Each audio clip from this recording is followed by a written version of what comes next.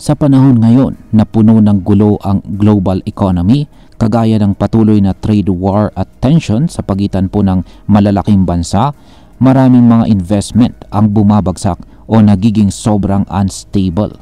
Pero may isang matibay na nakatayo sa gitna ng kaguluhan. At ayan po ay walang iba kundi si Bitcoin. Oo, kahit sa gitna ng pandaigdigang kalituhan, patuloy ang pag-akyat ng presyo ni Bitcoin. Marami ang nagtatanong, bakit? Anong meron kay Bitcoin? At paano ito posible? Yan mismo ang siyang ating pag-uusapan sa video na ito. Ayan, pag-uusapan natin ang mga factors o mga bagay na nagpapalakas kay Bitcoin sa kabila ng macro chaos. Bibigyan natin ng malalim ngunit madaling maintindihan paliwanag ang mga dahilan kung bakit tumitibay itong si Bitcoin at syempre kung ano po ang posibleng maging epekto nito para sa atin bilang mga Pinoy crypto enthusiast. Kaya ayan, bago po tayo magpatuloy ay pakibasa na lamang po muna ang disclaimer dito sa ibaba ng ating screen. Ayan. At ngayon ay simulan na po natin sa unang katanungan kung ano po ang nangyayari kay Bitcoin sa ngayon. Yan, itong nakalipas po na April 8 ay bumaba itong si Bitcoin sa presyong $75,000. Pero sa loob lang ng ilang araw, bigla siyang bumangon at tumaas ng halos 13%. Sa kasalukuyan, nasa presyo, siya po ay naglalaro sa presyong $85,584 at patuloy ang unti-unti niyang pag-angat sa presyo. Ang pangunahing dahilan nito ay ang announcement mula kay US President Donald Trump na magkakaroon ng 90-day pause sa mga tariff o buwis sa import at saka export. Dahil dito, nabawasan po ang pressure sa global markets at nagkaroon ng panandaliang ginhawa ang mga investors. Pero hindi lang po yan ang dahilan kung bakit malakas si Bitcoin ngayon. Yan, bakit nga ba lumalakas ang loob ng mga Bitcoin traders at investors? Ayon po sa market intelligence platform na si Santiment, isa sa mga dahilan ng price rally ni Bitcoin ay ang pagbabago ng market sentiment. Sa simpleng salita, mas marami po ang nagiging optimistic o positibo sa hinaharap ni Bitcoin. Kapag mas maraming traders ang naniniwalang tataas pa ang presyo, mas marami ang bumibili at humahawak o nagho-hold ng kanilang assets imbis na ibenta agad. Ito po ang tinatawag nating confidence-driven accumulation. Ayan. Ngayon ay ano naman ang ang papel ng mga whale sa pagtaas ni Bitcoin?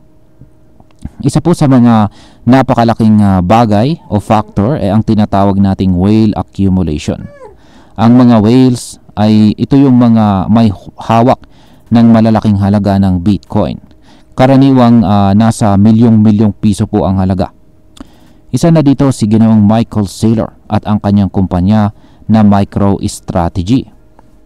Kamakailan lamang, bumili po ang MicroStrategy ng dagdag na $285 million na halaga ng Bitcoin. Ibig sabihin nito, may tiwala pa rin sila na tataas ang halaga ni Bitcoin sa long term.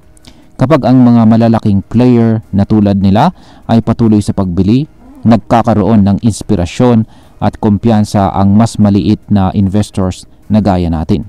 Bukod dito, ayon po sa data ng Sentiment, tumataas din ang network realized profit or loss or NRPL. Isa ito sa mga on-chain metrics na nagsasabi kung kumikita na ba ang karamihan na may holdings kay Bitcoin or nalulugi. Kapag positibo po ang NRPL, ibig sabihin ay mas marami ang kumikita kaysa sa nalulugi. Ito ay nagiging senyales na hindi agad magbebenta ang mga tao, kaya bumababa ang selling pressure. Ngayon ay bakit bumababa ang Bitcoin sa mga exchanges? Ayan. Isa pang interesting na bagay ay ang pagbabawas ng supply ni Bitcoin sa mga exchanges. Ayon ulit sa Sentiment, may kaunti na mas kaunti na po ang Bitcoin na available sa mga exchange platforms tulad po ni Binance, Coinbase at iba pa. Kaya ano nga bang ibig sabihin nito? Kapag mas kaunti ang Bitcoin, yan, or available na mga Bitcoin sa exchanges, ibig sabihin mas marami po ang nag-hold sa kanilang assets sa kanilang private wallets. Hindi nila ito balak ibenta agad. Ibig sabihin din nito, tumataas ang long-term confidence ng mga holders. Nitong kalagitnaan po ng buwan ng March, nagsimulang bumaba ang supply sa mga exchanges. At nung nag-surge ulit ang supply nito noong April, bumaba rin ang presyo. Pero nung muling bumaba ang supply, sumigla ulit si Bitcoin. Ipinapakita nito na directly related ang exchange supply sa price movements. Ayan. Ngayon ay gaano na po karami ang hawak ng mga whales. Ang mga wallet na may 10 o higit pang Bitcoin ay umabot na po sa all-time high na 16.36 million BTC. Ibig sabihin nito, patuloy pa rin ang pag-ipon ng mga malalaking investors kahit bumababa ang presyo paminsan-minsan. Kapag ang mga whale ay hindi natitinag kahit may panic selling, lalo pang tumitibay ang support level ni Bitcoin. Sa tuwing may panic selling mula sa maliliit na investors, kinukuha ito ng mga whales bilang opportunity para bumili ng mas murang Bitcoin. Ngayon ay dito naman po tayo sa blockchain at saka global trade. Ayan, paano po nakatutulong ang blockchain sa global trade? Bukod po sa pagiging investment asset, lumalawak na rin ang gamit ng blockchain sa global trade. Ayon pa rin po sa ulat ng Sentiment, ginagamit na ngayon ang blockchain para sa global trade transparency. Halimbawa, sa mga panahon na may trade war, mahalagang malaman kung saan talaga galing ang mga products. Sa pamamagitan po ng blockchain, mas madaling i-track ang movement ng goods para masiguro na hindi ito dumadaan sa mga bansang may mas mababang tariff para lang makatipid. May mga project na rin tulad po ng TrueBit na sinusubukang i-integrate ang blockchain sa government compliance system. Mas transparent po ito at hindi madaling dayain. Ito ay nagpapakita na ang crypto at blockchain ay hindi lang tungkol sa kita. May malaking potensyal din ito sa real world problems gaya ng supply chain issues. Ayan.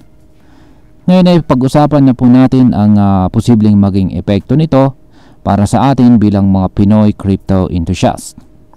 Ayan, para sa atin na nag-i-invest sa crypto, ang mga nangyayaring ito ay magandang balita. Una, ipinapakita po nito na si Bitcoin ay hindi po basta-basta bumabagsak kapag may global crisis. Bagkus, kaya nitong bumangon at lumaban sa gitna ng kaguluhan. Pangalawa, ang pagtaas po ng kumpiyansa ng mga malalaking investors tulad ni Ginoong Michael Saylor ay isang sinyales na may tiwala pa rin sila sa long-term value ni Bitcoin. Ibig sabihin, hindi ito basta mawawala gaya ng ibang hype-driven na crypto projects. Pangatlo, ang pagbaba ng supply sa exchanges at pagtaas ng hawak ng mga whales ay nagpapatunay na maraming naghihintay ng tamang panahon para kumita sa long term. At ito ay oportunidad din para sa atin. Yan, bilang panghuli, ay ang masasabi ko po rito ay itong mga nangyayari kay Bitcoin ay isang malinaw na mensahe na hindi na siya simpleng digital currency lamang. Isa na siyang global asset na may tunay na halaga at tiwala ng mga malalaking institusyon. Ang role ng blockchain sa global trade ay isa ring promising sign na malayo pa ang mararating ng technology na ito. Hindi lang siya speculative. Pwede siyang gamitin para sa mas magandang transparency, efficiency, at saka honesty sa international systems. Ang kailangan lang natin bilang mga Pinoy ay maging mas matalino at mas maalam sa kung kailan tayo papasok sa market at kailan tayo mag-hold. Ang pag-aaral ng mga on-chain metrics at global movements ay malaking tulong po para sa mas informed na decision making. At ayun, hanggang dito na lamang po tayo sa video na ito mga ka-crypto. Marami pong salamat sa panonood. Ingat po tayo lagi at God bless po sa ating lahat.